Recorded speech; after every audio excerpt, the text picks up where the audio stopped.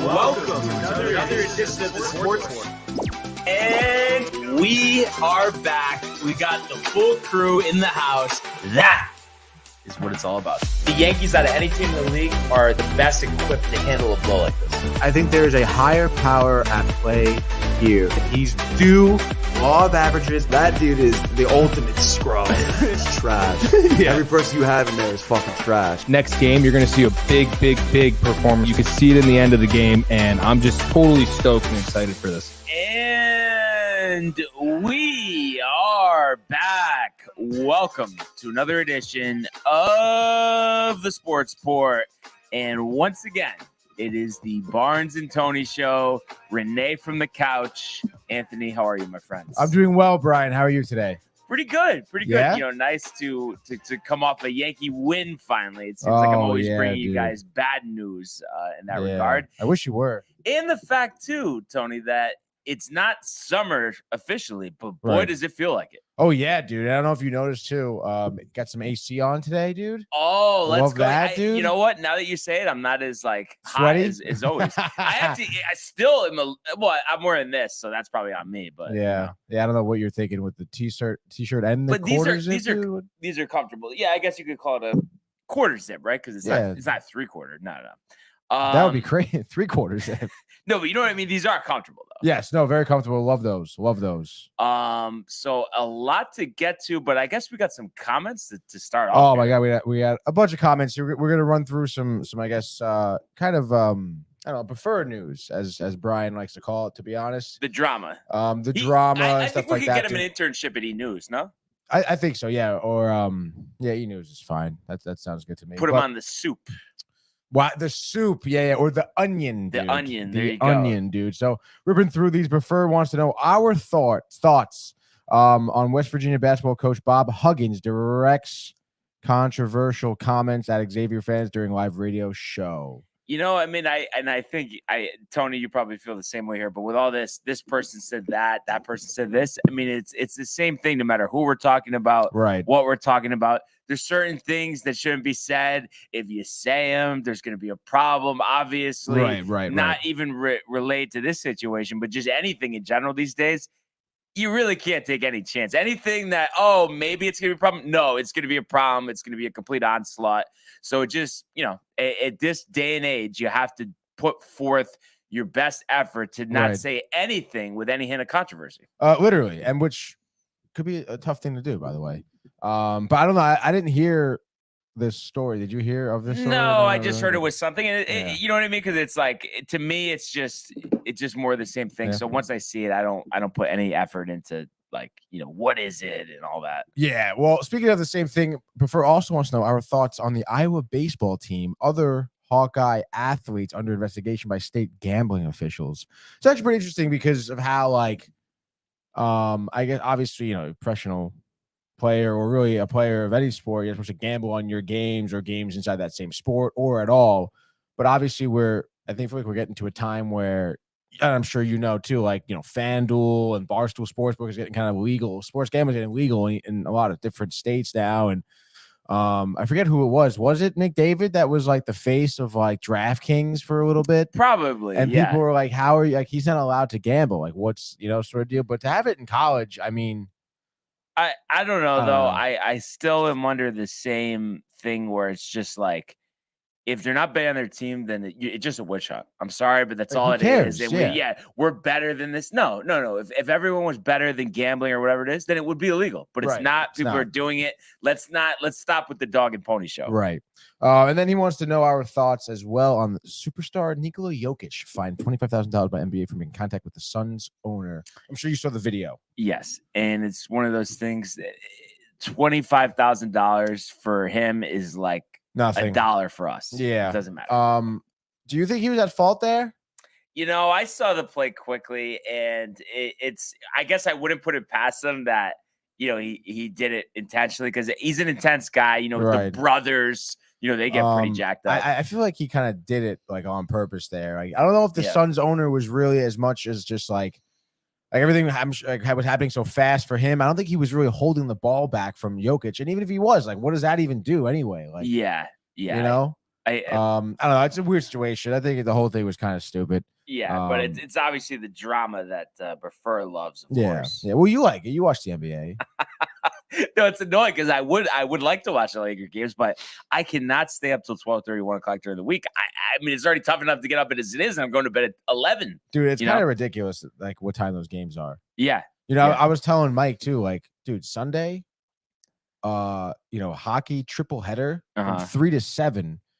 You're watching hockey by 9:30. You can go to bed and you watch the whole day of hockey. Why doesn't the NBA do any of that? It's because, I think a lot of it has to do with they're so concerned, even though we talked about this, how the vast majority of people in the country are on the East Coast. They're so concerned about what times games are starting on the West Coast. So Lakers have a 10 o'clock West Coast, right? That's 7 o'clock local time, but it's like, it's that big of a deal to have it at 6 o'clock local time. Oh, the traffic, this and that. It's the playoffs. If people want to go to a game, they're going to go to a game. Yeah. And what about, too, the amount of people that, work remotely and everything like that? They can get to Staples Center. There's ways to get there. There's public transportation. It is ridiculous. So really what it should be, you think about last night, I guess it was, I think it was 7:30 and 10. I mean, just have it at 6:30 and 9. I mean, it's not that hard. And the hockey games are getting sold out. We got people going to Edmonton and shit. Like, come on, dude. Yeah, exactly. So it's just ridiculous. And I think they definitely lose viewership, when it's on that late. I mean, it's tough to do. I mean, sure, when it's Saturday night, when it's Friday night, there's a better chance that people are going to just stay up and watch it. But I love that. When it's a Monday night, the week's just starting, like you don't really feel like waking up Tuesday on 3 hours of sleep because the game ended at 1 o'clock, Yeah, dude. Oh, I know hockey's doing it right. Basketball's not. Sunday triple header. That was like actually ridiculous. Yeah. No, and there should be more of that. And obviously we're gonna go there in a second, but I just want to ask you though, because I was just thinking about this, and back in the day, like World Series games and stuff used to be in the afternoon. Do you think they should do any of that, like with even championship series games, like having them like in the middle of the day, or do you think on a weekday? Yeah, or on the weekend, because I feel like the ALCS, I mean, you're not gonna have a Saturday 1 o'clock game. Yeah, no, I feel like yeah, like why not? Yeah, what about World Series? Yeah. But do you think maybe only on the weekend? Only on the weekend if it's a weekday for the World Series, yeah, like that. And I'm pretty sure all World Series games start around like I think it's 8:38 Eastern time. Yeah. 7:38 Eastern time. I mean, what are we doing? 7 o'clock Eastern time, right? Or no? I don't think I mind the speed 8 o'clock now. Yeah, with the speed up of the game, if it helps the West Coast people. I mean, 8 o'clock should be the latest it starts. Because Sunday Night Baseball went to 7 o'clock. Remember, it always used to be 8 o'clock. Yeah, I like it. 8 o'clock sounds good to me. So I know that's something that Manfred's throwing around, but we'll see. And while we're already talking about it, let's just go to the world of Major League Baseball.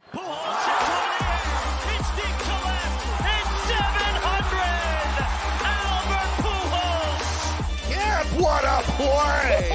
Stop it! Yep. And Alonso cracks one. The Mets win the ball game. Out of sight. And it works at 100 miles an hour. 14 strikeout. Drove deep to left field. There it goes. See ya. All right. Just so like last night, Yankees back at home in the Bronx, and they defeat the Oakland A's 7-2.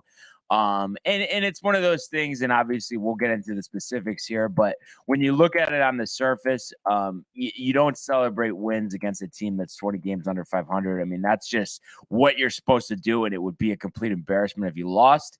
And I did hear last night on the broadcast through, I guess now it would be 36 games, they have the worst run differential in Major League Baseball history. And there's been over 1,000 teams that have played seasons, up to this point, and they have the absolute worst one. So that just shows how bad it is there in Oakland. I mean, we think the stadium is bad. What about the play on the field? But that being said, Tony, I mean, it does feel nice to win no matter who it's against. So it's one of like where it's like, all right, it's nice that we won. We should have done it. Let's just keep taking care of business. Another game tonight, and then I believe it's a Wednesday afternoon game before the Rays come to town when I'm going to be there on Thursday. Oh yeah, baby. But talking about how we got there, so we had former Yankee JP Sears on the mound versus Nestor Cortez. And it was a pitching duel early, and Sears really, kept this Yankee lineup at bay. And he actually pitched 4 scoreless innings before the 5th inning is where the Yankees really got going. You had Harrison Bader lead off with a triple, actually. And then Oswaldo Cabrera, his 2nd home run of the season, and he hit it from the right side. Obviously Sears left-handed pitcher. That made it 2-0. So Bader, once again, we've talked about how he's been on fire. So setting the tone yesterday. And if you look at his overall line from yesterday, 1 for 3 with that triple, obviously the run scored, hitting .381 very early on, of course, but .409 OPS and an .857 slugging percentage. So, just showing how well, he's been playing. And then the 6th, Nestor runs into some trouble. They have to bring Marinaccio from the pen. He got into some trouble by walking a couple guys, then allowing an infield single. So, bases were loaded. And, the A's ended up scoring, a run on the infield single and then a run on a walk from Marinaccio. But then the Yankees escape trouble, get a double play, get out of the inning. And then the Yankee bullpen the rest of the way takes care of business. But bottom half of that inning in the 6th, Gleyber Torres homers, and then DJ LeMahieu, after Anthony Rizzo gets on with a single, DJ LeMahieu hits a 2-run homer to make it 5-2, knocking JP Sears out of the game. And then Aaron Hicks hits an absolute towering shot to right field. And 393 feet. How about this, Tony? Here we are, beginning of May, his first hit at Yankee Stadium this season, just showing how bad it has been. His average still after this is 153. So it just shows the magnitude of the situation. But that was a 2-run homer, made it 7-2. And it's a shame too, because okay, it's the A's. You hit it off Pruitt. He's got a 5.40 ERA. Who is Pruitt? We don't even know. But like, the swing was smooth, and I mean, it just looked really good. It reminded you of 2018 Aaron Hicks when he hit 27 home runs. Obviously, we know that that this isn't the new Hicks, and all of a sudden he's going to be back. Right. But it is a shame, because with Judge coming back today, there has to be some type of move to be made. And it just in the back of all of our, us Yankee fans' minds is like, is Cashman and Boone going to use this as an excuse not to DFA him and to send down Peraza, who's missed the last couple of games with an injury? We'll have to see. But I mentioned, Yankee bullpen strong the rest of the way. Ian Hamilton, 2 strikeouts, in an inning there, through 13 pitches, 7 for strikes. So he is really asserting himself. And is definitely going to be at this back end of the bullpen. You can just tell 1.35 ERA this year. Nice. And then because of the Hicks home run, they were going to have to go deeper into their quality relievers. They're able to go with Nick Ramirez to give him 2 scoreless innings, let 2 on in the 9th, but was able to get out of trouble. And then was actually optioned down to AAA after the game. I would imagine a fresh arm coming up. Bullpen very taxed. We talked about the midst of this stretch with 17 games in a row. But at the end of the day, Tony, it's a nice 7-2 victory. And, it's just about the offense looking good. 4 home runs for the first time since last season. I think it was like September 22nd against the Red Sox. And if you look at who hit the home runs, Cabrera's been struggling. Gleyber, after a hot start, has overall been struggling. I think it was his first home run in 9 games. LeMahieu has been pretty good, but he hadn't hit a home run in a while, so nice to see that. Right. And we know, of course, the struggles of Hicks. So for all those guys to kind of take care of the offense, it's nice. And then, Gleyber had 2 hits, Rizzo had 2 hits. So you love to see that. And then just in terms of you only had runners in scoring position 3 times, but you knocked them in, with that home run. So overall, I think it's nice to see, and you just kind of want to keep building. And I know it's against the A's, but I think it is big that you've seen now a couple games in a row where they've had decent offensive performances. And even against the Rays, like the game they won when they scored 3 runs. It's like late in games like this game, they were kind of off balance to start against Sears, but they found a way to really get to him later on, middle of the game, versus, where we saw within the last week or so where they fall behind early and then that's it. They give up. You know, you go through the first lineup one time and you get nothing, and then that kind of just sets them back and they don't do anything. So I think 7 runs is nice. And I just feel pretty good. And like I said, I know that, you know, it is the A's, so you can't celebrate it too much, but let's just get this sweep and then let's take 3 out of 4 from the Rays. I mean, that's the plan. The captain's coming back tonight. What else are you going to do, Tony, right? I mean, no, I mean, that literally, I mean, you have to continue business as usual. I understand, like, I mean, yeah, enjoy the win, though. I mean, you know, I feel like we've learned that they're hard to come by. Yeah, like even again, you know, it wasn't necessarily a gimme last night, you know, so definitely enjoy the win. But yeah, I mean, expect to, you know, Judge come back with a nice little bang, because I mean, you're probably not getting another home run from Hicks tonight. So yeah, and Bader. You know, I mean, like almost like looks like he's ready to make the All-Star team. I know. I mean, we were just talking about him yesterday, dude. Let's go. Yeah. Yeah. And it's interesting. I'll double check. I believe he's a free agent after the year. So it's just like, I wonder what, I mean, I just feel like, and I know, you know, early in the season, didn't play that much last year, but his numbers as a Yankee are, you know, pretty good here. So you know, he's let's see, 28 years old, so he'll be 29 going into next season. I mean, if he's gonna hit like this, I don't see how you could, you know, get rid of him. That's for sure.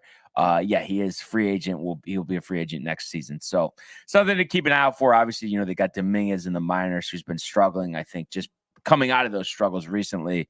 And then we'll talk more about it in a second. But tonight you got Drew Rasinski versus Clark Schmidt. So one thing about this is, though, I really think this is a big litmus test for Schmidt. I mean, he struggled in almost every start that he's had this season. So if he gets shellacked here against the A's, I don't see how, you know, he stays on this roster. I know Louis still needs a little more time, and there's been rumblings, you know, about how he wants to be back already, but I understand it with him. You know, they just want to be cautious. They need him for the stretch run. But obviously Schmidt has to be the first guy to go. I know Brito hasn't pitched either, but I think Schmidt, I just want to see him back in the bullpen and see, you know, what he can do, even if you have to start him in mop-up duty. But, you know, this is the best chance he's going to get to have a decent start to kind of stay in the rotation for now. What do you think? Like, what do you think his line's going to be tonight? I'll tell you in a sec. How about that, Tony? Huh? Oh, no, that's good. The tease. Come on. Yeah. And then just wanted to, actually go to the comments. I know Buffer's just rambling at this point, but yeah, a few comments from Buffer. He asked your thoughts on ex-Yankees. Gary Sanchez signs with Mets. Sanchez 30 was released by Giants last week. I mean, it's a minor league deal. I don't think it's anything crazy. But you know, you heard me saying I don't want to see Tomas Nido starting at all. I want to see Francisco Alvarez in there.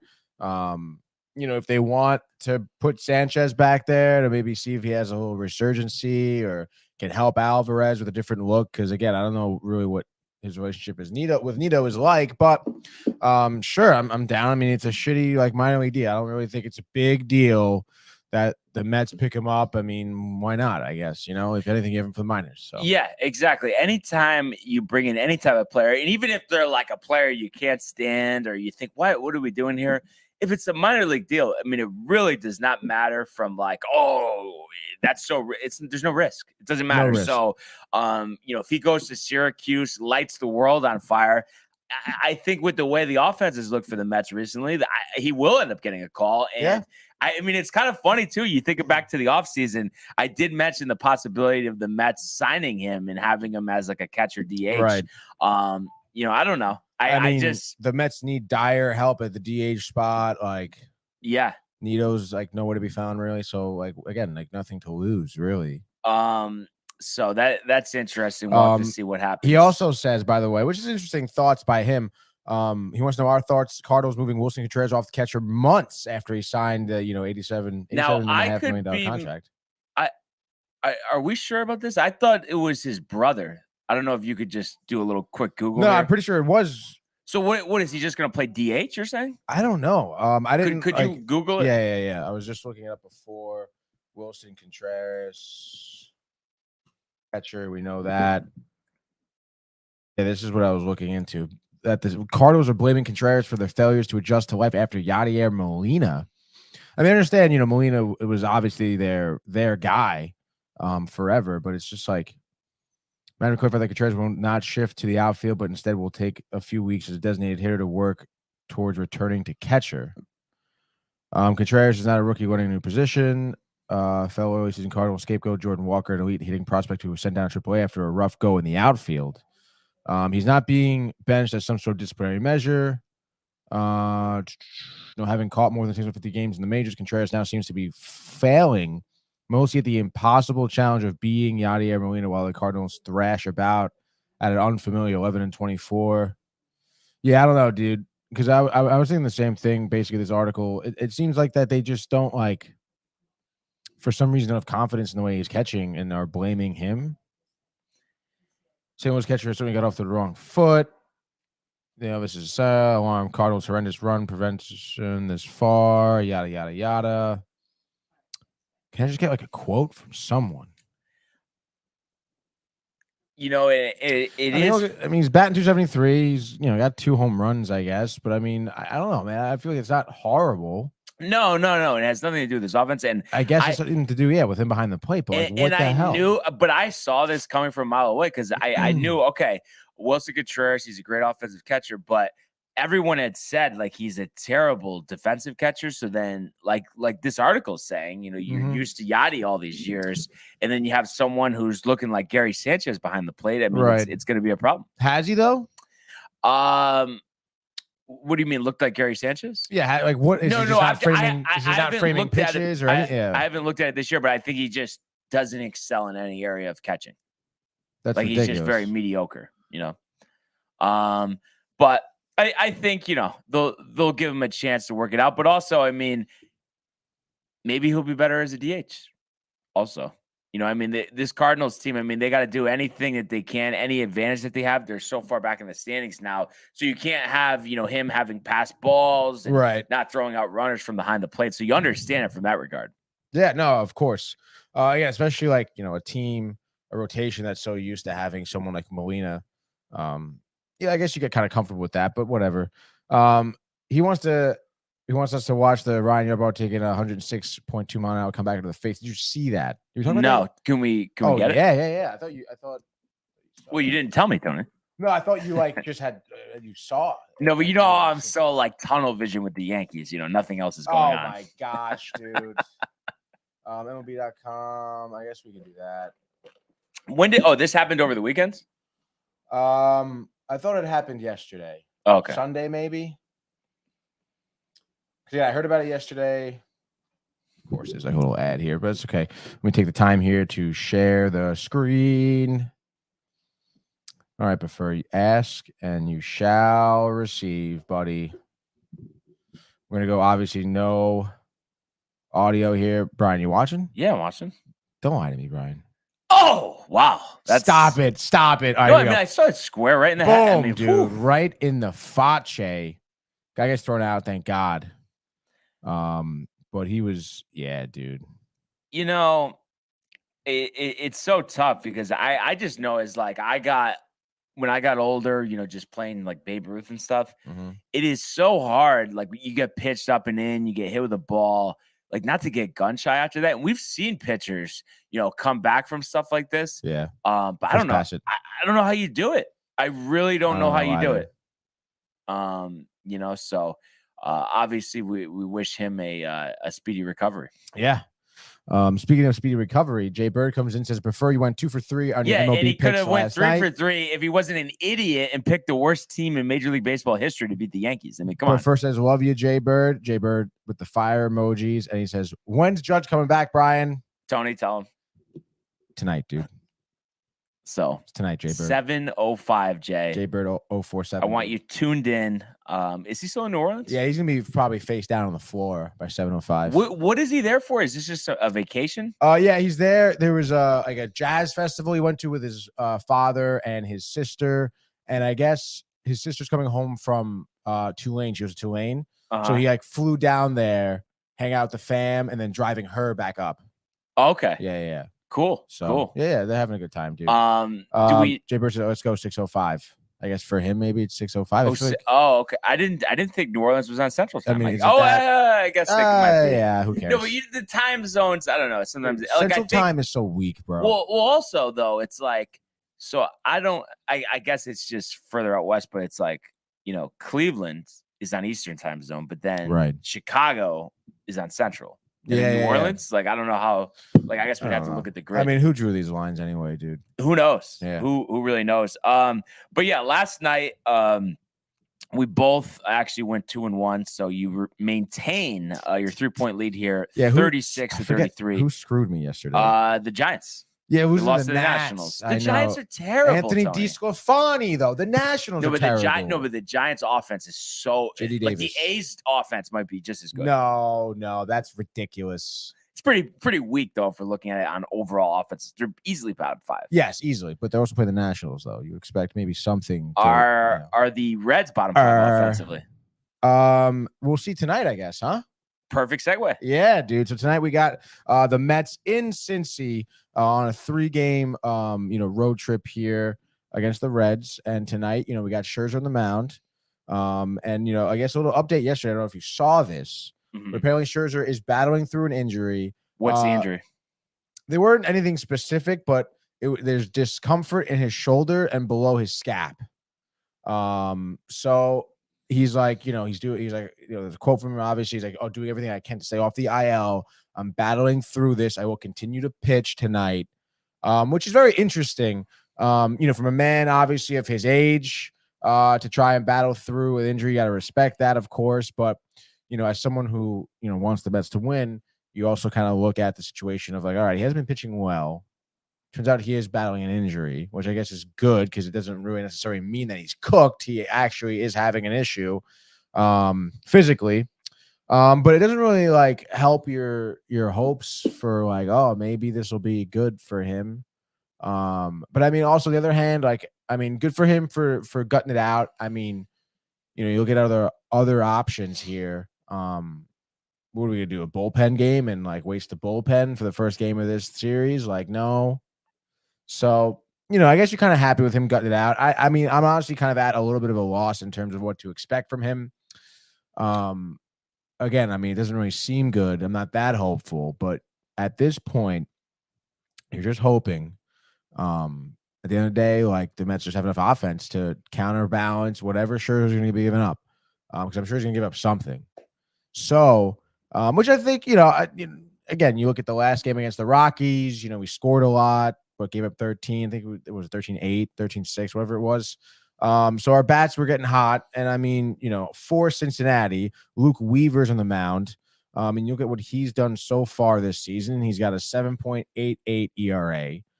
He is one of their bullpen guys. I'm not sure how many starts he has actually. Oh, no, looks like he has game started. He has 3 starts this season for the Reds. Over those 16 innings that he's pitched as a starter, he's given up 14 earned runs, 5 home runs, only has 19 Ks, 6 walks rather. So, I mean, you expect, again, like looking at him, I mean, even recently, San Diego, 4 1/3, 4 earned runs. I mean, San Diego, who was having some trouble finding offense. I mean, the Mets really should have no issue here. I think even, Tommy Pham should be hitting well today. So, are you actually expecting that? For Tommy Pham to hit well?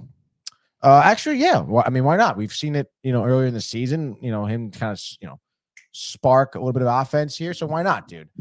Give me Tommy Pham, maybe 2 for 4. If he's starting, I'll be interested to see. Lineup's not out yet.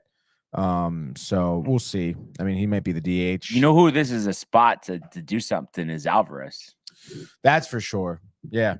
It's a shitty pitcher like this. I mean, really both young guys. And again, they're talking so much about Mauricio and Vientos in the minors and who they can bring up. But actually was looking, I got to revisit the list, but there was a couple of like decent pitchers that are in the minor. I don't know like where they're at in terms of, coming back up or how old they are or really much about them. But because obviously mostly you hear from Alvarez, the usual suspects in the minors, but we'll see. I'll do some more research. Maybe we can think of a guy to bring up, honestly, but definitely expect a lot out of the young guys here. I think it would be Alvarez better be starting. I don't see any reason not to start him. So I don't know. Give me the Mets here. I'll say let's go 5-4. 5? Yeah. Why so tight? Just Scherzer you're concerned about? Yeah, a little bit. Bullpen also concerned about at this point,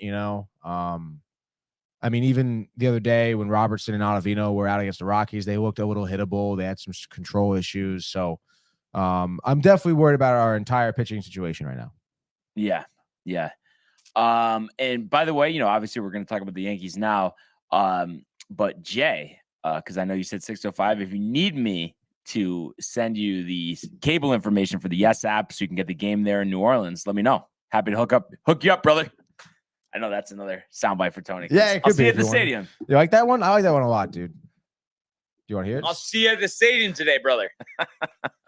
So good. All of that being said, like we said, Clark Schmidt, has not pitched well this year, but I honestly do think that he's going to pitch for him pretty well tonight. So I'm not going to get too aggressive here, but I'm going to say 5 1/3, 5 strikeouts, 2 earned runs, maybe 2 walks. I'll send you that in the group chat, Jay. Yeah, brother. And pick up his first victory of the season. Yankee offense, I think similar to last night. Let's say 8. Overall score here is going to be 8-2. So I think last night was 7-2. Judge, first pitch amongst his return here, will hit a home run. Bet you $1,000 he doesn't. And then also I think Rizzo is due for a dinger as well. And I think Anthony Volpe, I think he was 0 for 4 last night with 2 strikeouts. Let's say he has 4 hits tonight, 4 for 6.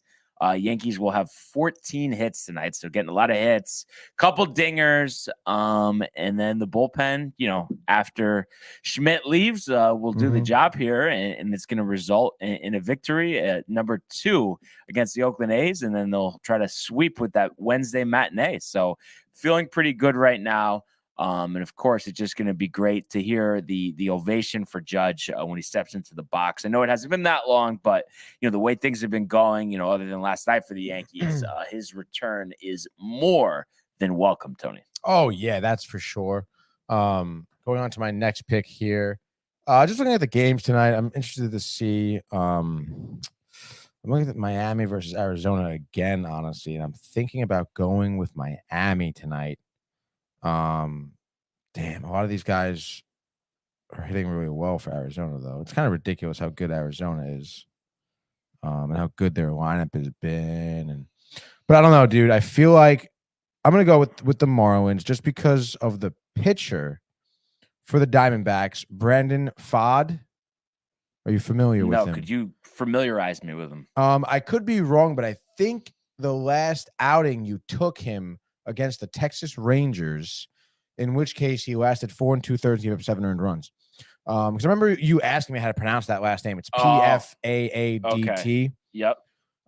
ERA, for the season so far is a 13.5. Nothing's really been good for the 24-year-old righty, who was supposed to be one of the top pitching prospects. I just think looking at this right now, I mean, I don't know, dude. I feel like Miami can find a couple bats against him. Jesus Luzardo on the mound for Miami. I think he goes, from what we haven't really seen from him a lot of this season, I think he goes 7 innings, 1 earned run, maybe like 7 Ks, a few hits, no walks. Like, does really well against Arizona lineup. And the Marlins roll into a victory, let's say, I don't know, 4-2. Yeah, I like that. And I actually, the reason why I was a little delayed there on the, me looking up. Because you're on your phone? Well, I was on my phone, but Jay, and he just liked the message, so I know he got it. But I did just in the group chat text him the yes information. And this way, Tony, it's on there just in case, you're, maybe, in Danbury or something and you want to turn on the Yankees. I'm just saying it is there for you. I really appreciate that, brother. Is the SNY app downloaded on your phone? No, I normally use like the URL sort of deal. Oh, so like you get it from the browser? Yeah. I go to the browser.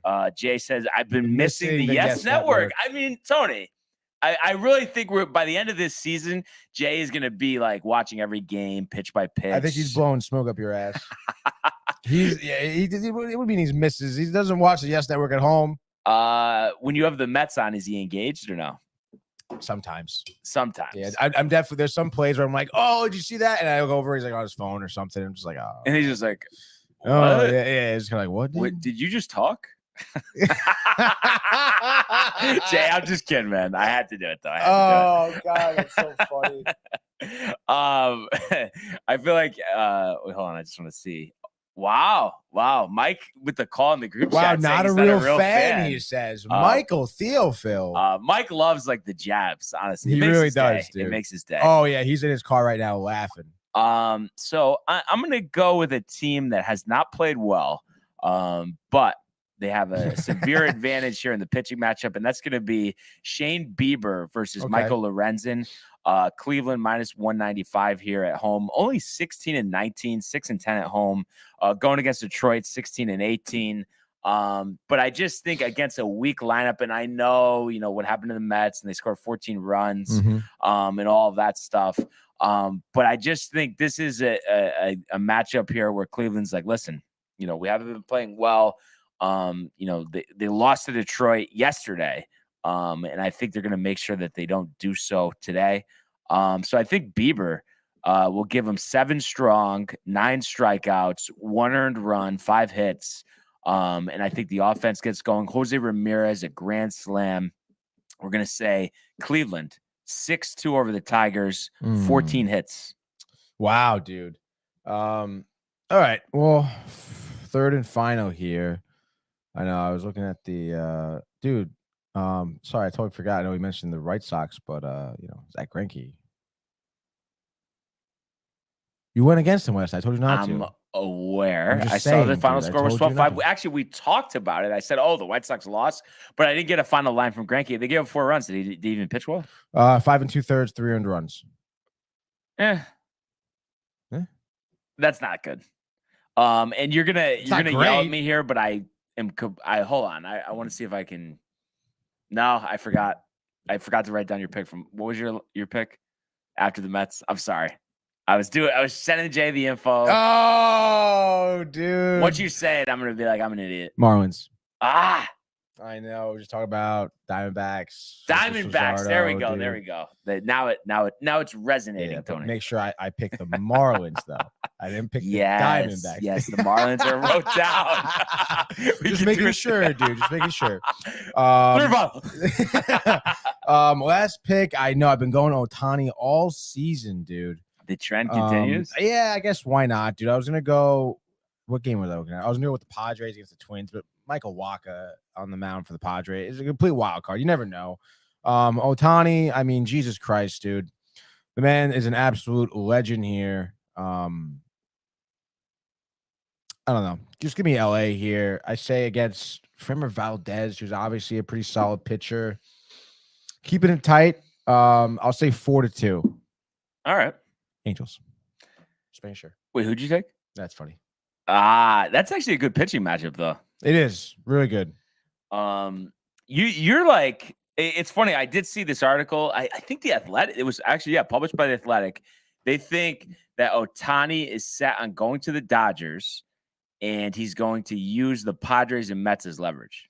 I don't know if you saw that at all. I think Rosenthal actually might have reported it. Kenny Buddy. Really? Yeah. I mean, I feel like if that's his play, it kind of sucks that it's out of the bag now already, right? Yeah, but it doesn't.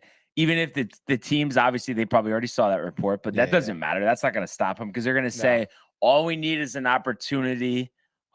It's worth the risk, and once we have him, in front of us in our building, that we can get him there. Yeah, like a total true salesman, dude. And I think they were saying it was like $525 million was the estimated contract for 545, something like that. Mm-hmm. It's ridiculous, dude. Might even be higher. It honestly. Could be. Especially if all these teams are interested and he's like, playing the field. It's gonna be outrageous. Would Steve Cohen go 10 years over $550 million? Over 550? Is there is there already an offer on the table where he has to beat or something, or what are we talking about? Yes. And would he stretch it to 6? How about that? to get him, and he's yours. 10 years, $600 million. I feel like he would. Yeah, I think he would. You would love to just stick out the his chest and get Ohtani. That would be ridiculous, dude. So that's something to keep an eye out for. By the way, Befur's picks tonight. Okay, so the Orioles are Blue Jays, Red Sox. So dude. Orioles over the Rays. Yep, Orioles over the Rays. And Grayson Rodriguez versus Eflin. Blue Jays are playing. Who are they playing? They're playing the Phillies. So Manoah over Nola. Good Right. pitching matchup, you'd think, but both pitchers have ERAs over 4.5. Mhm. And then the Sox over the Braves. Pavetta Morton. I don't know about that Charlie one. Morton. I mean, the Red Sox have actually, unfortunately, played decent, but we saw them. I think they had the best record in the majors last May, and then completely tanked. So, I don't think you could take too much into that. How do you feel about Jay Bird saying yes? Prefer. Jay Bird seems very hot on Preferred today. Yeah. I don't know. I don't know what's going on there. Ohtani going to Tampa Bay next super team. It's not going to be Tampa Bay soon. It's going to be the Nashville Rays. I think Nashville or maybe even Raleigh. I think that would be a good move, honestly. Stanford would be sick, but it's just like it's not in the talks, and I feel like traffic, land. I don't know if there's no land in Stanford. I mean, think about how much land though you need for a ballpark. Yeah. I don't know. I'm just thinking about going going through Stanford on 95. I look to my right and there's a bunch of buildings. I look to my left and there's just shit. Could be swampland though, Yeah, the marsh. Yeah, you want to be in a place like the Meadowlands, dude. Yeah, I'm kind of thinking, the A's to Vegas, obviously, and then I'm kind of thinking Nashville. Even though I would rather, of course, see it in North Carolina. That would be awesome. Of course. But that being said, third and final here. I am going to go with the Padres. They've been just as inconsistent as the Yankees this year. They got Michael Wacha on the hill, who's pitched all right. You are going with the Padres. Yeah. Wow. Who's pitched well the last couple times out. Oh. Varland on the hill from Minnesota. And I just think this Padres offense, once Soto has been in if you go back to last year, you combine months, like a 3-4 month slump. Is that fair? Or even longer, maybe 5 months. Yeah. He's due to get going. I'm going to say 2 home runs tonight. Wacha, 6 innings, 2 earned, 7 strikeouts, 3rd victory of the season. All that results in a Padres 6-3 victory over the Minnesota Twins. How about that, Tony? Do you like that one, honestly? Yeah, I guess so. I was thinking about going Padres, but I saw Wacha and I said no. Yeah, I get it why you're scarred. It's like me and Sonny Gray. Yeah, Same basically. Thing. But there you have it, folks. Yeah, there you have it. So 3 picks apiece. And obviously, at the end of the day, hoping for 2 New York victories. 2. Let's go now, though, to the world of the National Hockey League. Here's Matthews. Scores! Patrick Goal! My goodness, this is a great shot. Big hit on the far side by McCarr. He flattens Jordan Stahl. Oh, my goodness. Gets the top right back. Terrifying and robbed by Shesterkin. That's brilliant from Igor Shesterkin. It's a breakaway to win it in overtime. McDavid scores the winner in overtime.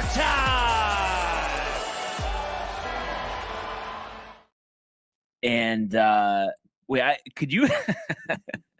I feel like this is just oh wow. Okay, never mind. I was late to the party on the fan picture in the group chat. Oh my gosh, dude. I feel like with the chokery call out a couple weeks ago, all of a sudden reading text is becoming a big part of this show, Tony.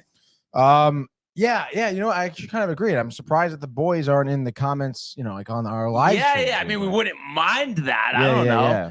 This is such a random question. I mean, one of those things, and I think Michael, because he's big on, I don't know. I just feel like he would know stuff like this. I'm guessing it has something to do with the plastic, but I feel like it happens with other things for me too. But do you guys ever drink water out of a plastic bottle, coffee out of a plastic cup, and then just randomly, halfway through the coffee, you get the worst taste that you've ever had in your mouth? Does that ever happen? I don't think so, dude. What is it? Cumbies, coffee, maybe? But would it make sense? The plastic? I mean, I just got the coffee. It's not like it's been sitting in my car or anything. Yeah, I couldn't imagine that the cup is broken down into your coffee yet. I don't know, dude. Michael, we need your assistance here. You think he's still listening? Yeah, he's always listening. That's what he says anyway. I just didn't know, if he was in in the middle of like a big like edit or something, you know. Right. What I mean? Well, you never know. It's possible. But Michael, we need your help, bud. Oh, thanks, Prefer. Prefer says you might have gum disease. Now I'm bugging. That's great. You don't have gum disease. How long has it been going on for? I mean, a while, but I would say like it won't happen for 4 months at a clip, and then it just randomly happen. Okay. Have you been to the dentist? Like, have you? Yeah, I was just at the dentist maybe 2 months ago. Right. So I mean, they would know if I had gum disease. No. I have no idea, to be honest, but I would imagine so. They're dentists, right? Like, no, I'm actually really bugging now. Don't be bugging. No one has gum disease. Prefer with always the positive energy over here. Oh my gosh, Prefer. Oh God, I know my mom's gonna text me later about this too when she watches it. Right, I'm sure it's nothing, dude. I guarantee you, it's the coffee. Is it always Cumby's coffee that happens? No, but it happens from plastic water bottles. But I guess the theme is plastic, Tony. Are the plastic or coffee? Are there plastic water bottles in your car for a while? No. But I'm talking about actually, it's either a Yeti or just like a a logo plastic bottle, like that type of thing. Right. So it does happen like out of a Yeti? Yeah, a Yeti, but a Yeti is made of aluminum. But again, I feel like that would result in that, right? Dude, honestly, I really don't know. I feel like it's like you're trying to make me feel better, Tony, but inside you're bugging for me. No, I'm not bugging for anyone. I really don't know. I've drinking out of water bottles that were in my rugby bag throughout the entire off season. I've done that too. And totally everyone's fine. Okay. Yeah. So I'm at the end of the day, it's all good. Dude. You're here. I'm there. I'm at Candlewood working on the vlog, which will be done today. Right. Love you guys. And you two are the best. Who's better? We could argue you're better, Michael. But Michael, while you're there, help me out here. I don't know if you could just go back a couple minutes, but short of the story, get this weird taste sometimes when I'm drinking coffee in my mouth. What's it from? What's going on? Prefer is saying terrible things over here as always. And then he's still talking about other stuff here, Michael. I mean, come on. How great we that need background focus, look for Tony now? The background is great, though, Michael. The background is great, but if you could just ease my emotions here a little bit, I'd appreciate it. I don't know. I think he may just go MIA. Yeah, he's trying not to say anything about it. But anyway, we had one game last night in the National Hockey League. Tell him what happened. And to Tony's happiness here, the Golden Knights 5-1 over the Oilers. So they go up 2-1 here. You look at it, Eichel had a nice game, a goal, 2 assists. Hell yeah, brother. So making his mark here in the playoffs. And then, as far as the rest of the scoring, you had Marcia Schultz had his first 2 goals of the postseason, actually. Stevenson with his 6th, Whitecloud with his 1st. And this is 5 unanswered because Warren Fogle had the first goal. And he's going Tony's favorite team.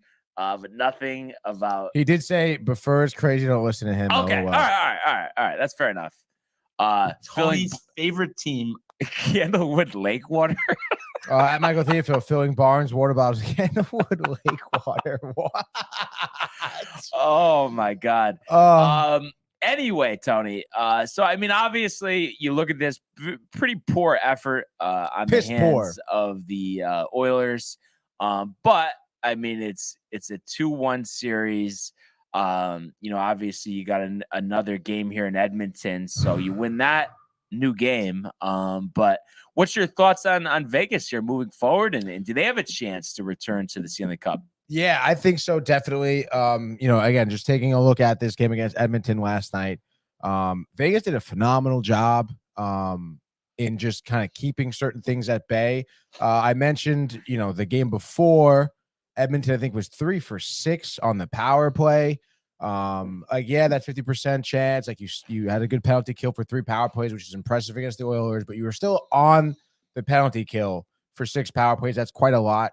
Discipline, have to limit that. Edmonton last night 0 for 2 in the power play. Not only did you keep them just to 2 power play opportunities, but your penalty kill was perfect the other night. So you have to see that. Edmonton, you mentioned they scored first. They had some really tough shifts to start off with. Who's the not Benoit, Ben Swat or something is the goal? Sebastian Jaguar? No. I know it's Jaguar actually. what's the dude's name? Why am I blanking on his name? It's Benoit or something. It's Brosseau. Brosseau's his name. Derek Brassard? Not Derek Brassard, okay? Who is this? Who are the we goaltender for the Knights, my guy. All right? They've had a lot of tenders this year, though. Dude, honestly. again, like they went to the third string goalie last night. Yeah. Because Logan Thompson got hurt, lower body injury, whatever, dude. And then Brosseau got injured last night as well. I think also lower body injury. They bring in their third string goaltender, Aiden Hill, 26-year-old out of Calgary. You'll get, he was with, I remember when he was with the Coyotes for a while. He had a cup of coffee in San Jose, went to the Knights. I got you going, cup of coffee. Of course. You never said it before, right? Not really. Very rarely, dude. I feel like Dog got me started. Very rarely. It's actually it's a long story. I'll tell you off air. But with Dog. No, not with Dog. No, with someone else. But Aiden Hill goes, 24 shot attempts, gets 24 saves after Brosseau goes out. I mean, like, absolutely outstanding performance by him. Very impressive that the Golden Knights are the third string goaltender and he had a performance like that. If you're Edmonton, you got to be scratching your head that you had absolutely no offense after that first goal, which was kind of a garbage goal, by the way. I mean, it was a good rush to the net, but other than that, I mean, you had some good shifts, but Leon Draisaitl, nothing on the score sheet, -2 on the ice. Evander Kane, nothing on the score sheet, -1 on the ice. Connor McDavid, nothing on the score sheet, -2 on the ice, only 3 shots on goal. It's like, what are you guys doing? I mean, Vegas was playing physical. They were playing hard. Did you see Jack Eichel's goal, by the way? No. Well, I got it right here for Let's you, Brian. Let's go. Right. That was actually up for a while. You had me, though, because it said Craig O. So I was thinking that it was something for Craig O, and I didn't know you had this in the docket. No. Oh, yeah. You got it right here. So right here, what you'll be looking at on your screen is Edmonton trying to dump the puck in and get some forecheck going against Golden Knights. But what you don't see is how well set up, I will say, first of all, and this is something you really haven't seen the Rangers do successfully this postseason, which is obviously why they've been eliminated. But Jack Eichel is going to be your goal scorer here. He's at the bottom left of your screen, getting some back checking on, I think this is Evander Kane here. But number 9 is your guy. He's your goal scorer. From left to right, you have number 27, which I think is Theodore.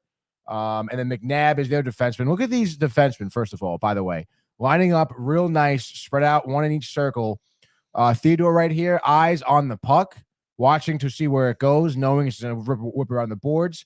McNabb here knows he's going to be the guy at the puck first. His head is looking at who? An Edmonton Oiler. Just to set up real nice and to really shut down this forecheck. You're going to see, I'll mute this. You're going to see a nice battle against the boards here. McNabb gets there, tries to get it out. It poops out here, and then here's McDavid now. Here's Jack Eichel right here, getting the puck. Again, notice how he started at the left side of your screen by the boards here. He picked up some speed already, just looping around here. And right away, is on the overs, makes a defenseman absolutely fall flat on his face, takes the shot all the time in the world. Skinner had absolutely no shot against a wrister from Jack Eichel. Bouchard was the defenseman who absolutely fell flat on his ass. Great move. Again, he's coming at a defender just hard with speed. Now he's got time, 2-on-1, takes a shot. Skinner was there down at butterfly already. I mean, absolute, what a shot, dude. Just absolutely rips it past him. So impressive here from Jack Eichel. You'll love to see it, making a defenseman look silly. Skinner had no idea what he was doing all day against the Knights. I mean, literally, Skinner ends up getting pulled. They put through their backup in there. Obviously, didn't really do anything. Campbell, we know about Jack Campbell. Right. He had faced 10 shots, let up 1 goal on those 10 shots. So, again, you look at a game like this where Vegas is just so dominant on the road in Edmonton, third string goalie, Marcia Shaw with his first 2 goals in the postseason. You should expect more out of him. Again, Jack Eichel also put the team on his back a little bit, having the most points that day. Riley Smith is another right winger who was setting up a lot of people. He had an assist yesterday. And I don't know, dude, it was just all around, just great job by the Knights. If I'm Edmonton, I know it's only 2-1. You're only down 1 game. Anything could happen here, but the Knights continue to play what they did, limit your power play opportunities, absolutely kill your offense. They just defended the Oilers very well. after what looked like could be a slippery slope there for Vegas with giving that first goal early. If I'm the Oilers, I'm a little worried. Yeah, I mean, it's just you've made it where Wednesday now. You have to win. Otherwise, I mean, you've put yourself in a situation that you definitely don't want to be in. Michael's comment is actually a good parlay into our next topic here, which is the game between the Hurricanes and the Devils tonight from the Rock. Boy, ticket prices have shot down. Only $82, is where tickets are starting. So that's awesome. You think about how high they were with the Rangers series. So obviously Devils coming off that big 8-4 win on Sunday. And the Hurricanes looking to put them away. They played so well those first two games, just had an off game last time. One thing that I would like you to pull up here, Tony, if you would be the face-off. For daily face-off. Oh, daily face-off. Is Ranta starting? Just want to prepare chokery. Anderson unconfirmed. Vanacek likely, though. And then we do have a couple comments. We do. Michael is continuing to say, wore my Devils hat this Rise and Shine post-gym. Woman in the drive-thru, 5 a.m. screaming at me, let's go Devils. Wow. At Donut Inn. Wow. Chokery says Canes will get the W tonight, though. Wow. Chokery and Michael going at it. Yeah. And, Chokery knows, you have a bad game like that. What do you do the next game? You make a statement. You get physical. I think they're going to be firing pucks left and right at Vanacek. And I know you said yesterday, and I agree with you, I think it's a bad move. I think Schmidt, I understand last game didn't go well or whatever, but it's like, I think he's shown this postseason he's the better option. Schmidt, yeah, I know. I don't know why, again, like, I think maybe the coach is getting a little slap happy with the switching the goaltenders out because it kind of has been working well for him, the moves that he's made. But I don't know. It's tough because Vanacek really is a great goaltender. You think of the regular season that he set the Devils up with. You want to give the guy a shot too. You hope that he plays good. You want him to play good, and I guess we'll just kind of see though. Couple more comments here. Michael Tachokri says, you wish. And then he says, I'm not excited about Anderson, but we will get it done for you, Michael. LOL.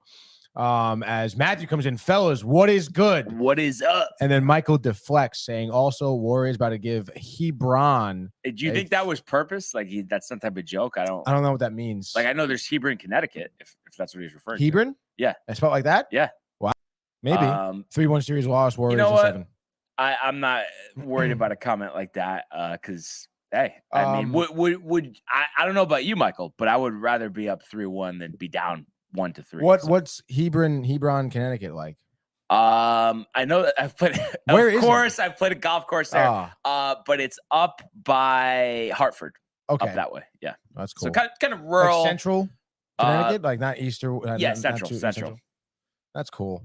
And then Michael says, "Ha ha ha, love it, chokery. Can't wait to come visit." Yeah, as if Michael's gonna get an invite to come visit now. And then Matthew says, Hebron, Connecticut sucks. Michael, ha ha ha. Golf courses are good though, Matthew. Shit, he says. The golf course, Matthew. The golf course. Michael says, all for naught. Hebron was an accident anyway. And then Michael says, at Matthew Gabriel, wow, hello, how are you? Miss you. It's like they haven't seen each other in a couple months, I know. But that's funny stuff. But well, maybe Michael should call in and give us his take on the Devils game tonight. I'd love to hear what he thinks about their starting lines. Do they mix it up? What's the defensive strategy? How many minutes he's gonna watch it for? Would you say over or under 5? Honestly, it's Tuesday night. Michael seems to be on the grind early. Maybe he's looking to get all his shit done during the day. And then him and I will sit down somewhere and watch the game. If maybe that's what he's thinking. Because he's got the hat on and everything. Well, he's saying a couple interesting things here. First of all, he keeps going back to the golf that he doesn't think Matthew's going to make it. He's locked in. Does not golf. I don't think he's making it. He said the smiley face. Tell him, Matthew. Tell him. Matthew, defend yourself. As he says at Michael Theophil. Good bro. Miss you too. See you later. Michael said I'll be at my favorite Devils bar watching pre to post with Tony, he says. And then Matthew coming in confused. Are they playing tonight? Hey, once the Rangers season's over, the attention to detail Yeah. for all of us. We're talking about golf making next it to Tuesday. what? The It's golf like, next Tuesday. Matthew. Michael has some fantasy idea that all of a sudden you're not going to be there for golf on next Michael's Tuesday. whole life is a fantasy. He's going to be there, Michael. I mean, jeez. I'm honestly excited to go golf tomorrow. Mike and I golf range, driving range. Actually going? I mean, I told him, I was like, hey, Brian was upset we didn't go this weekend. I told him like Wednesday after Craig go, maybe we'll peel out for an hour. And Tashua? Fairchild Wheeler? Chipping area though? I know that does sound sick. Dude. Yeah. But you can chip from the driving range too. And then he says, I'm going to the driving range tomorrow. No, I mean, listen, I'm looking out for you, Tony. And I just think you'll have a better consumer experience at Tashua. Price-wise, we should be the same. And the distance-wise, it should be the same. So there's really no reason not to go to Tashua. Where is Tashua? Remember? You were making fun of me my God, down the connector. That's and right. Then you just take a left. All right, we'll look it up here. Michael confirming we have it booked for post show. Ha ha ha ha. Matthew Gabriel, he says, if you don't show, I won't show. 2 no shows. Matthew Gabriel says, ha ha ha ha ha ha. Oh my gosh. Well, yeah, all right. I'm curious. Tea time's already booked though. So. I'm curious to see what bar this is he's talking about, Michael. Yeah, I don't know if it's Tony's Kitchen or. I'm happy with that, dude. Yeah. Why not, dude? I can't wait to golf. I can't wait for golf with you both. There we go. So I guess Tony's not invited. Yeah, I guess I'm not showing up. I guess now. Matthew, I'm going to the Yankee game Friday. Michael, I have been practicing in my mind. Wait, I just want what did the Yankees Matthew game have to just do? go to the Yankee game on Friday. I mean, that's good stuff. Wait, but what does that have to do with Friday? Nothing's on. Wow, nice. Matthew Gabriel goes, oh, so I guess I won't go. Oh! I thought he was talking about Friday, but he's just talking about because he's saying about both of you, and he thought he wasn't talking about him. I don't know. I think there's a lot of confusion right now. Yeah, there's a lot of confusion right now, dude. I am confused. It seems like it would be more of a group. This is like I know before we were saying this should be comedy. This stuff should be in the group chat. Yeah. There's a time and a place here. Because you just want to go golf with those two, he says. I have a feeling this. All right, chain, I gotta go. Now he says, ha ha ha. I can't wait to golf with everyone. That's it. Ha ha ha. Michael, I'm just being silly and entertaining for the chat. Spice it up, he says, dude. What's the score tonight, though? Honestly, Michael, you want to spice it up? Call us in here and Yeah. then put the guy in the cash register on the phone. Put the here from AirPods in. Put the Candlewood people on the phone. Or no, video in. Show Video us the in, mocha. Show us the Candlewood, croissant. dude. Mocha. Oh, the croissant. I don't think you got a croissant. If I had to guess, you got a fucking chocolate chip cookie, dude. Oh, I thought you were gonna say muffin. No, they don't. I don't think even. Do they even have muffins? How are you a coffee place? You don't have muffins. I mean, come on. Because they're fucking weird. Matthew Gabriel, entertain me, clowns. He says, "Are you not entertained?" He says, and then Michael, 7-1 Devils. Phone is dead. Hold on, got you. Hold on. What's your prediction though for the score tonight? Honestly, oh man, this is so tough.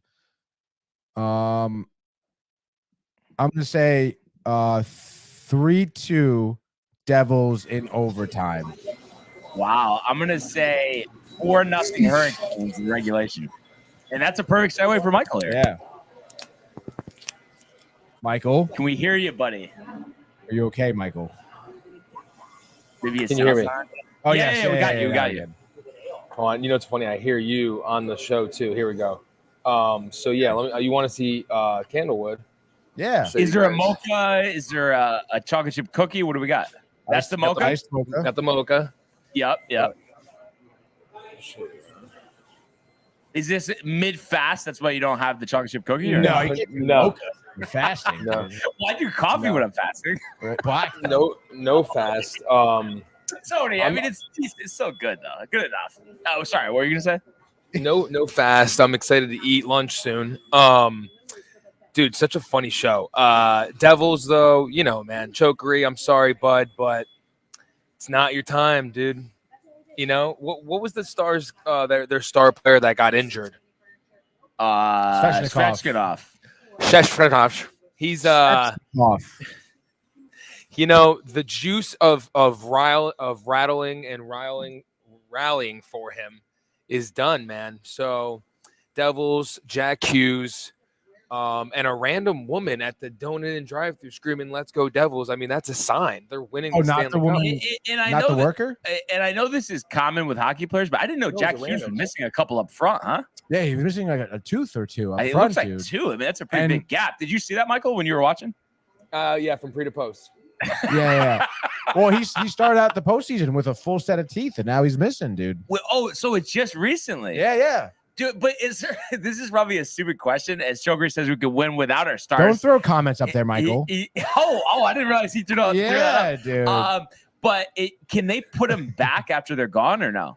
Like, do they? Teeth? Yeah, is there like a fake tooth, or if they actually have the teeth, It's can they have fake. surgery to put him back? Yes, They're fake gonna have teeth. to have dentures or something. Yeah. Definitely fake But teeth. if you're just missing 2, like, is it? Oh, so the denture just go over the existing teeth and then obviously fill in the gap. I guess it kind of depends. If you're like missing those 2 teeth like completely, I think they like plant teeth. Oh, into so your they gums. do put. Okay, yeah, I think so. But again, I'm not a dentist. I don't know. You're obsessed with the dentist today, Brian. I don't know. I just see it. It's like, and first of all, I don't know. You got a guy like Jack Hughes, and obviously I know he doesn't play in other sports, so he doesn't have $800 million. But still, he's going to make a lot of money. It's like, it's a shame that he has to miss 2 up front. I don't know. Right, but that's kind of like, especially in hockey, it's kind of like a way of passage, a rite of passage. Does Gretzky have all? Yeah. Gretzky had all, but like Messier? Yeah. But like No, again, a lot of those, all these players have fake teeth. He knows it. Yeah. Oh, okay. A lot of them do. So that's what it is. some of Okay. them, like look at Brent Burns, for example. He is literally missing, I think, 4 of his front teeth, and he keeps it that way because he's just a maniac, dude. But I'm looking up Wayne Gretzky right now. Yeah, I've seen. Look, Wayne Gretzky. Here's a photo of him. If you look it up, he's missing a tooth in the front oh, okay. with the Oilers. He's happy that's about right. it. Looks like he was excited. What I wanted to Means do you're was working hard, baby. while we have Michael, I wanted to talk NBA, but before we do that, quickly, Tony, What? I'm guessing you're saying the Stars even up the series with the Kraken tonight, or now you're kind of convinced Kraken took control last game? I mean, for lack of a better word, the stars have to show up in order for them to win. And I say they do. Give me regulation time here, Dallas. I'm going to say 4-1. Kraken, McCann, all 3 goals, 3-0 regulation. Let's go to the world of the National Basketball Association. LeBron James at the buzzer.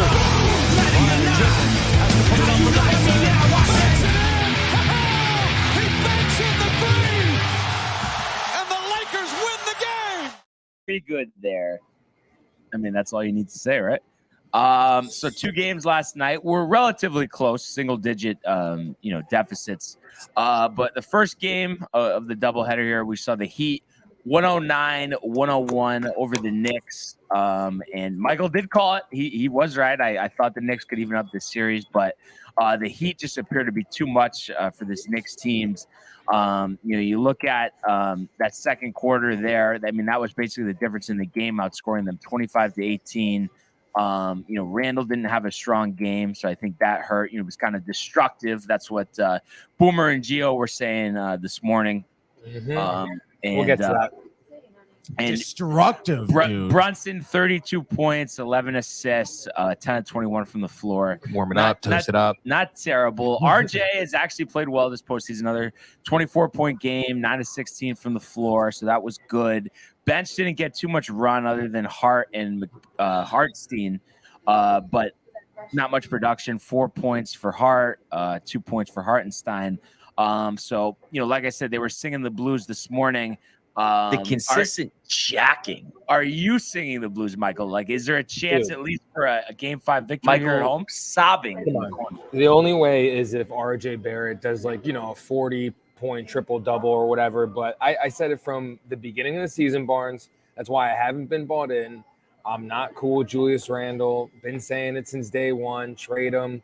I've actually been saying it, since he had his breakout year with the Knicks. And, it's nothing against him. He's just not a fit here. He'll be good somewhere else. But we need Giannis. We need Zion. They're going to make that move. I already know it. And I'm looking forward to next season. That's when I'll get hyped for this year. It was I'm surprised they even got into the second round. Yeah, no, I know what you mean. I mean, it didn't seem like they had enough to go farther in the playoffs. But also, I mean, I would say, can the Zion idea? I mean, can we really count on him at this point? I mean, just go for Giannis. I mean, Giannis is, I'm telling you, if you don't have to give up like the entire team and you can kind of focus more on draft picks, Giannis is an auto championship next year, honestly. I'd love Giannis. I know. I would love it if he was a Knick and comes. But my only thing with Zion is, change of scenery, change of place, and that kind of whole shift in attitude and energy. That's my only in the back of my mind. And RJ, and I'm really happy RJ's playing well, even with having to deal with. You imagine what it's like to play with a guy who plays just like you but has a bad attitude. In Randall, naturally, he's just naturally not a good leader. He's just been really good as a leader, and they back him up. They all say the right stuff, but I know RJ's licking his chops, so you can't wait for him to get out of here. He's happy. He's proven himself in the playoffs. When they make a decision now, they're definitely not thinking get rid of RJ. They're like, we got to get Randall out of here. Brunson is the best pickup, I don't know, in the last 10 years, five years in a point guard for a team, right, Barnes? Who's been a better free agency pickup for a point guard in the last 5 years? Yeah, I can't honestly really think of one. I mean, I guess I don't know if it was a trade, but Drew Holiday worked out pretty good for the Bucks. He was great. Yeah. Obviously, ended up winning that title, but he's definitely up there. And one thing that I'm always confused about with Brunson is, can he be on a team that wins a title a number 2, or do you think he's better suited as a number 3? Like a third option. Yeah. Well, are we looking at, are they going to be playing like the Miami Heat where it's like, he's like the Chris Bosh where like he'll average his 20 and 10 basically, and then have spurts of a 35-point game? Right. Then yeah, definitely. He's definitely that. You can't, you're not going to, he can't be your 1 or 2. There's no way. There's just no offense to him. He's not. It's tough, dude. It's tough to be the number 1. Yeah. And it's crazy too. Just, before these playoffs for both the NBA and the NHL, we talked about all the New York teams. And then here we are already. And it's like, the Knicks are on the brink of elimination. The Devils trailed 2-1. The Rangers are eliminated. The Nets got swept. Yeah. Already, everything's already. You know what though? You know what it's doing though, Barnes. I'm gonna make you happy right now. It's accumulating all these losses and heartbreaks for this season alone, for the New York Jets to win that Super Bowl, and it's gonna feel amazing. You're a hater, Tony. I was excited when you said New York, but then when you said you want the Yankees, I mean, obviously I want the Jets, but I thought you were gonna go Yankees there. I can't do that right now because they're not playing too well. I mean, last night was a good start. Judge back tonight. Jay's watching on Yes. Now you have the cable information. I know. Excuse for I'm you. Definitely gonna. He's watching the Devils game tonight. That's why Devils all day with Michael. I put on my phone screens. Yeah, exactly. I'm gonna do the Barnes. And then, as far as the Heat, let's assume they do advance here. Do you give them a pretty good shot against Boston or Philadelphia? Sweep. You really think a sweep? Gentlemen's. I'll be nice. Over Embiid if Embiid makes it. Because I know, tonight's a big game. We'll talk about it in a sec, but. Yeah, the only thing is I'm thinking maybe James Harden made a deal with the Devil for a championship because it just feels weird right now with this run he's on, right? Doesn't it? Yeah. It does. And I could just see it being a one and done championship, sadly, for Philly. That I could see it. I really, and like that this team is over though. But hey, I mean, I'm sure they'll take it though. A championship's a championship. Yeah, and if it's just Harden that has to sell his soul, then I guess Embiid's happy about it. Yeah, absolutely. So that'll be interesting. The other game from last night, we saw the Lakers rally from 12 down to defeat 5 the illegal screens.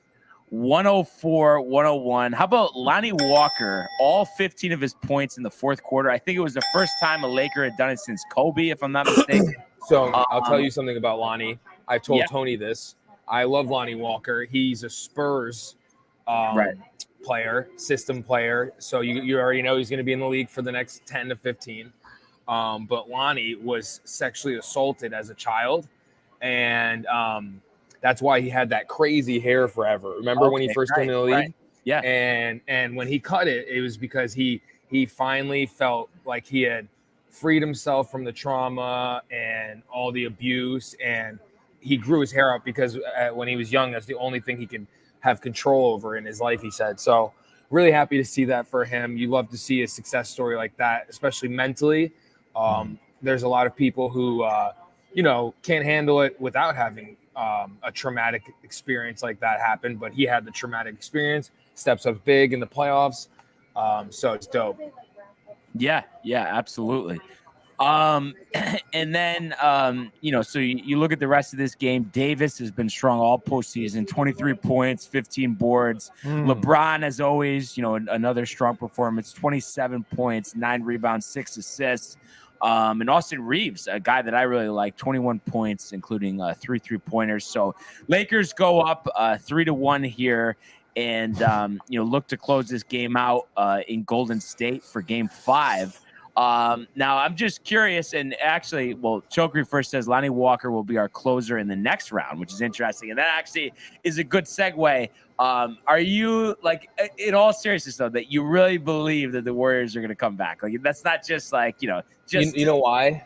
Because I'm a conspiracy theorist, and I just have to go with the fact that the NBA wants that money, Barnes, I think there's more money though with LeBron, because especially just he'll win, but I think they want to extend the series though. But you said the Warriors in 7 though. Oh, well, that's me getting you riled. So really, you do know the Lakers are going to advance to the next round. In seven. I thought he was full of shit. All right. You can take it. Why can't you take that? All right. No, I could take it, but I do think they can close it out in Game 6. The Warriors, what is it though? Like with the poor performance on the road, I really don't understand that, because like I don't know, like it's like they're playing it in California, not even going that far relatively. Like why are they so bad on the road? You know who sucks, and I want him out the league, is Jordan Poole. Yeah. He's such a bootleg 6-man. Like he got his ego got the best of him. With like he's not that bad. No, he's not a chief like that. Like he got Draymond and him had that altercation. He definitely sat down for a sec, but I just don't like his J.R. Smith, for example, like with LeBron in those years. He knew his role and won championships, right? Yeah, I can't see Poole doing that. He's just such a chief. He's selfish. Yeah, 100%. Like he thought he was Steph Curry for like the first couple weeks of the season. It's like, dude, pump your brakes. You got to win 4 championships and break the 3-point record before you think you're Steph Curry, dude. And speaking of Curry, last night, a 31-point triple-double, 14 assists and 10 rebounds, but missed 18 shots, including 11 3-pointers. So an off night for him. Clay was only 3 of 11, 9 points. So you get that type of shooting, it's going to be tough. 12 of 41 from 3-point range. That doesn't add up to a victory for them. So the Lakers, like I said, Game 5 will look to close out the series. Tonight we have 2 really good matchups here. Both series are tied at 2 apiece. First one, you got Philadelphia and Boston. That's at 7:30. We saw the Sixers rally late. PJ Tucker is getting a lot of praise 2-game winners. How he, got to Embiid, got the rebound, had that putback that set up, eventually them taking the lead there. So what are your thoughts here, for this one? Do you feel like the Sixers are going to ride that momentum here in Game 5? Yeah. No, I think it's over for Boston. I really do. I don't think people realize that it's worse in the locker room there than it is between Brown and Tatum. And, it's tough because I feel like Brown thinks he's the guy. And he's older and he's been there a year or 2 longer, and it's Tatum's team, dude, so it almost reminds me, dude, it almost reminds me of, what's the dude that went bankrupt? Antoine Walker and Paul Pierce situation right now. Yeah. And it's he's going to leave and Jason Tatum's going to be cooking, and then they're going to bring in 2 stars at the end, and they're going to win a championship at the end, basically, for Tatum. But I see the same thing. It's crazy. So basically, you're saying Sixers and 6. I like that. I like how that sounds. Yeah, it does sound pretty good. Interesting. Interesting one at 10 o'clock between the Suns and the Denver Nuggets. We saw Denver jump out to the 2-0 series lead. Phoenix answers, wins those 2 games at home. Durant playing well, Booker playing well. What do you see happening there tonight? What do I see happening there? I see Jokic dominating. He's so good, dude. It's crazy, right? Yeah. It's crazy. I could see Jokic taking this one, and then Phoenix taking the next, and then tossing it in the air for 7. Wow. So yeah, it seems like a series that's destined to go 7. As far as I'm concerned, though, I do agree with you with Philly. I think that Sixers and 6, like you said, it sounds good, and I think they are the better team. Like you said, some stuff might be going on. As far as this Suns and Nuggets game, I agree with you there as well. I think it'll be Suns in 7, but it does seem like Denver, if they're dropping those 2, they're not going to lose 3 in a row in this series. They're just such a good team. So I think, they'll win this game. Suns will win the next one, and then figure out a way to gut out, a Game 7 victory. So that's going to be exciting stuff. And it'll be interesting to see as we get to these conference finals after this round, what matchup we're going to see in the NBA finals. There's a lot of intriguing, possibilities out there. Yeah, no, I'm super excited. I think, I always say this, there's nothing better than playoff NBA basketball for basketball fans. I don't care what anybody says. You put those guys right now playing playoff basketball against anybody in the world, you might see them beat them by 200 points, like college top players, whoever top overseas players. But you tell them you're playing for a championship, is for the playoffs. The only thing that sucks about the NBA is the rules. I've always said it. They need to get hand checking back in there now. Too though, 10 o'clock games for the 10 o'clock weekday games suck too. I mean, that's ridiculous. Like the Lakers, who wants to do that? Yeah. Can't be 9, Eastern time and whatever 6 o'clock over there. Yeah. That's tough. They're not going to change that though, because LA is lame. And I think it's like the finals games usually start roughly like 9:08, 9:07. Yeah, it's so weird. So it's like I can't even watch the Lakers. Like I'll watch if they're on earlier in the day, or if it's the NBA finals, then I'll watch. But right now I'm not. I cannot stay up till 1 o'clock in the morning to watch the Lakers. I just can't do it. No, absolutely not. Do you think if Rothenberg was a fan of the Lakers, he would say that? Yeah. With the 5 a.m. slot though? Yeah, he would. But it's it's just different for me. The Lakers are kind of like, yes. If it was the Yankees, you definitely would. Yeah, but still right now, and I know it sounds ridiculous, but I would rather watch the Yankee game than the Lakers in the finals. Like that's the priority. Oh, I totally, dude. I know that. I don't think other people know that. Yeah, exactly. Anything to add here, Tony? You think that's funny? Kind of, yeah. I don't know. I mean, I guess if I really had to guess, who do you got, Tony? Yeah, who do you got tonight? Honestly, give me. You're gonna say Boston. And give me Sixers. All right, I think Embiid is a good game. Harden. Jimmy. Harden, I think, takes a little bit more of a secondary role to Embiid. I think tonight, honestly, in my opinion. Maybe not to say still maybe have like 25, 28 points. It's fine, but I mean, I think Embiid definitely more dominant of a performance. Playing his inside game, whatnot, maybe even getting a few looks, maybe like 3 for 3 from the 3-point line. And then I do think, give me the Nuggets, dude. In Game 5, I agree with you guys there. Jokic obviously willing to hit anyone, to get his way to a W here. So let's go. Yeah, let's go. Like that, Michael? Yeah. Anything before we wrap it up here, Michael? Anything else you'd like to add? Anything else I'd like to add? If the Knicks had Melo this season, they'd make it to the finals. Wow. What if they had you? I'd be retired already as the greatest Knick ever. What if Mark Jackson was the coach this year? Would it have made a difference? 100%. Yeah, 100%. They would be going to the finals. The energy just would be like nobody wants to play for what's his name? What's his name? Yeah, it's like, oh god. They probably look over at the bench and they're just like, But I don't think there's any way he's going to get fired, though, right? I mean, maybe if next year doesn't drop good, but I mean, no, he's here. He's here for a while. He's getting out coached, right? Yeah. Against the Heat. So, like, but I think it's just because they haven't been to this point in 10 years. It's like the bullshit with Aaron Hicks hitting the home run. Yeah. You know? The one thing I think about that is hearing Sterling go, Hicks hits one of the sticks. Like, I hadn't heard that in a while. I don't know. It's just kind of funny the way he says it. I don't know how we got started talking about the Yankees. Oh, God. It's all with the Yankees. Right. Good job, guys. Enjoy the mocha, though, Michael, and appreciate the insight. And that is the great Michael C. Theophil.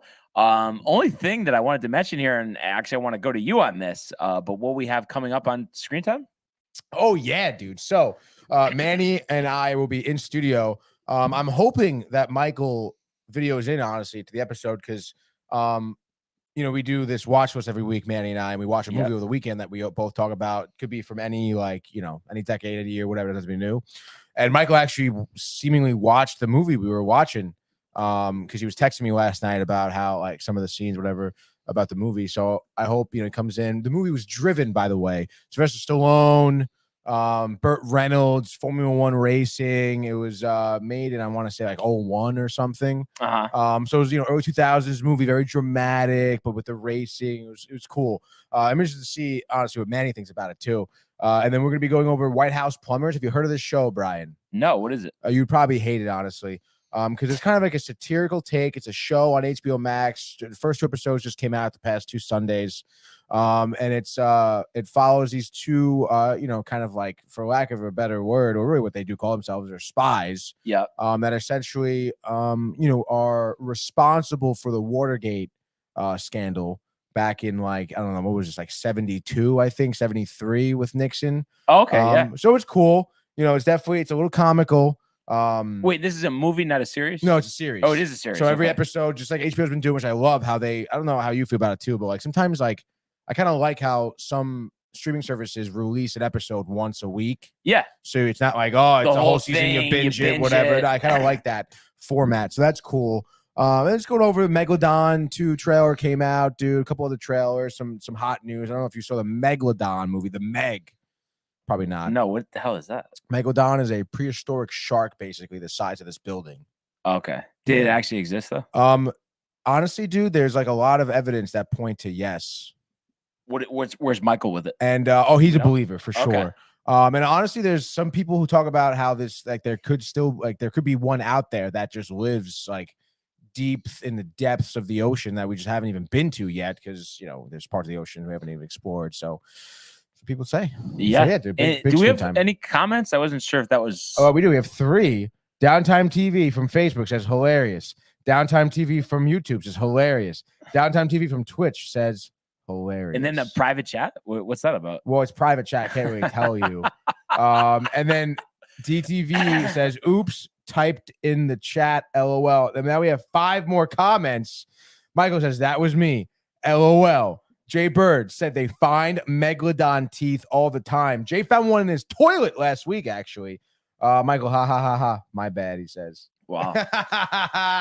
That is good stuff. Jay Bird, very tuning in Screen Time. Dude, I want you to call in, dude. I hope you watched your movie, dude. I hope you watched Driven. You're supposed to watch it this weekend. He's got to watch the Yankees. Michael Theophil says Megalodon is real, no joke. And then he says Dragons 2. Dragons 2. Interesting stuff. So all of that will be covered on Screen Time a little less than a half hour from now. So Brian is like, I got nothing to do with it. Check out Tony and the guys, Manny, Michael, maybe Jay coming in hot. Going over all that, the best that there is in gaming, in movies, coming in shows. So definitely check that out, as well as the rest of all of our archives on the YouTube page. Tony, Michael, Renee, in costume, all the episodes of Screen Time, of Sportsport, of The Dream is Free, of Gaming Corner, of all of our vlogs out there. You definitely want to check those out. Spread the word, as well as the merch. Spring in the air, downtimetv.com. Oh, yeah, check out all the good stuff. We're still waiting on Indigo with the duffel bag, but we'll let you know where she gets. I'm a little worried about her, honestly. Yeah, me too. I think I saw something on Twitter, so I guess she's okay. Oh, she's active? Okay, cool. Yeah. I know you follow her on Twitter, dude. Nice. But let's go Yankees. Let's go Mets. Tony says, let's go Mets. I'm saying, let's go Hurricanes. Tony's saying, let's go Hurricanes. Michael's saying, let's go Devils. Jokery's saying, let's go Hurricanes. Outnumbered, Michael. And we will see you Mania. Hey guys, Tony here from Downtime TV checking in. I want to thank all our fans out there who's been liking, subscribing, sharing our content. You guys are the best. You guys are our bloodline. You make us love what we do. Thanks again.